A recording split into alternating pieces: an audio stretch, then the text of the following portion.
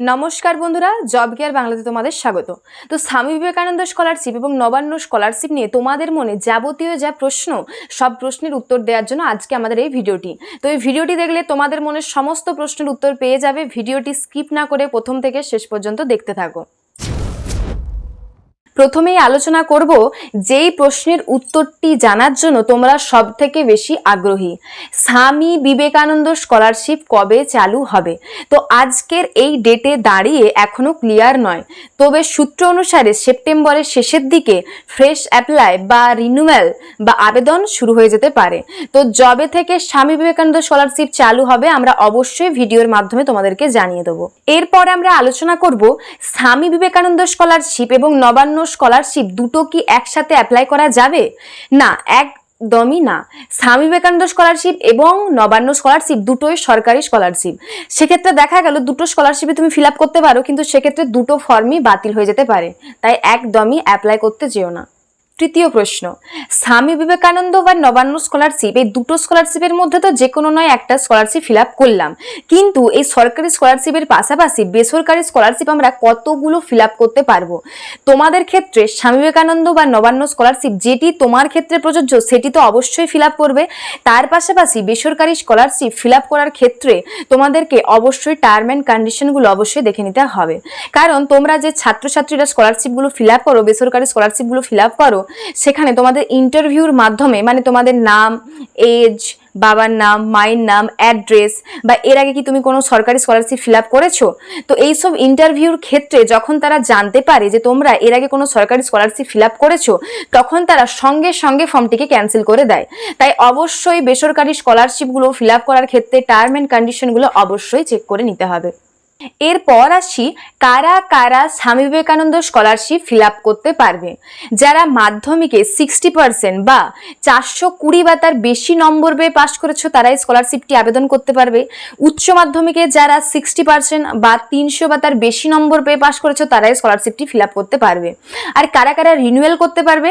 তোমরা যারা মাধ্যমিকে 420 বা তার বেশি নম্বর পেয়ে পাস করে স্কলারশিপের জন্য আবেদন করেছো, আবার 11এও 300 বা তার বেশি নম্বর পেয়ে স্কলারশিপের জন্য আবেদন করবে, মানে মাধ্যমিকের জন্য স্কলারশিপ আবেদন করেছো, টাকা পেয়েছো, আবার 11এর জন্য আবেদন করবে, সেক্ষেত্রে তোমরা মাধ্যমিকের মার্কশিট এবং 11এর মার্কশিট দেখিয়ে তোমরা রিনিউয়াল করতে পারো। 11এ নতুন করে কোনো স্কলারশিপ আবেদন করা যায় না, বা আবেদন করা গেলেও তার সেক্ষেত্রে টাকা পাওয়ার সম্ভাবনা খুব কম। তো সেক্ষেত্রে তোমরা মাধ্যমিকের মার্কশিট এবং 11এর মার্কশিট দেখিয়ে রিনিউয়াল করে নিতে পারো।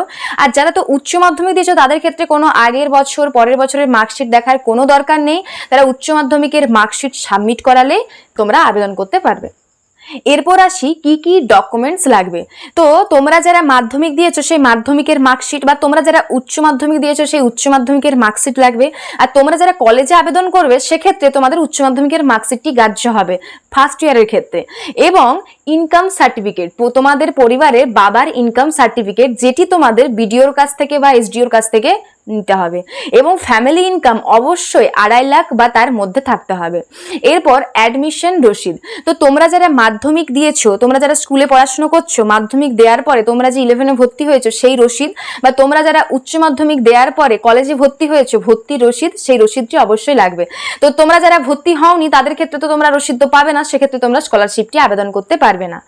এবং নিজেদের প্রুফ বলতে তোমরা যারা স্কুলে মাধ্যমিক দিয়েছো সেক্ষেত্রে তোমাদের একটি আধার কার্ড লাগবে, এবং তোমরা যারা 18 বছর বা প্রাপ্ত হয়ে গেছো সেক্ষেত্রে আধার কার্ড বা ভোটার কার্ড যে কোনো একটি দিলেই হবে। এবং একটি পাসপোর্ট সাইজ ফটো লাগবে, একটি নিজের স্বাক্ষর লাগবে, এবং ব্যাংকের অ্যাকাউন্ট। তো তোমরা যেসব ছাত্রছাত্রীরা ফর্মটি ফিল আপ করবে তাদের নিজেদের নামে অবশ্যই একটি ব্যাংকের অ্যাকাউন্ট থাকতে হবে। তোমরা পরিবারে কোনো সদস্যের ব্যাংকের অ্যাকাউন্ট দেবে না, সেক্ষেত্রে কিন্তু তোমাদের পুরো স্কলারশিপটি ক্যান্সেল হয়ে যেতে পারে। তো তোমাদের নিজেদের নামে যে ব্যাংকের অ্যাকাউন্ট, সেই ব্যাংকের অ্যাকাউন্টের প্রথম পেজ যেখানে তোমাদের নাম, ফটো এবং ব্যাংকের অ্যাকাউন্ট নাম্বার থাকবে, সেই পেজটি অবশ্যই সাবমিট করাতে হবে। এবং নিজেদের একটি মোবাইল নাম্বার আর একটি বৈধ ইমেল আইডি অবশ্যই থাকতে হবে। তো এই সব ডকুমেন্টসগুলো অবশ্যই লাগবে এই Swami Vivekananda scholarship fill up করার ক্ষেত্রে। এরপর নবান্ন স্কলারশিপ। তো নবান্ন স্কলারশিপ যখনই আবেদন শুরু হয়ে যাবে আমরা তোমাদের সামনে অবশ্যই ভিডিওর মাধ্যমে জানিয়ে দেবো কিভাবে নবান্ন স্কলারশিপটি তোমাদের আপলোড করতে হবে, অনলাইনে নাকি ইমেল আইডির মাধ্যমে কোনো ঠিকানাতে পাঠাতে হবে বা সরাসরি যে নবান্নে পৌঁছাতে হবে, সমস্ত কিছু আমরা ভিডিওর মাধ্যমে আলোচনা করব। তো এই স্বামী বিবেকানন্দ স্কলারশিপ সম্পর্কিত যাবতীয় তথ্য তোমাদের কাছে আজকে তুলে ধরলাম, এবং এই স্কলারশিপটি যখন আবেদন শুরু হয়ে যাবে তখন তোমরা অবশ্যই দেখতে পারবে আমাদের চ্যানেলে কিভাবে অনলাইনে আবেদন করতে হয়। সেই ভিডিও আমরা অবশ্যই শীঘ্রই নিয়ে চলে আসব।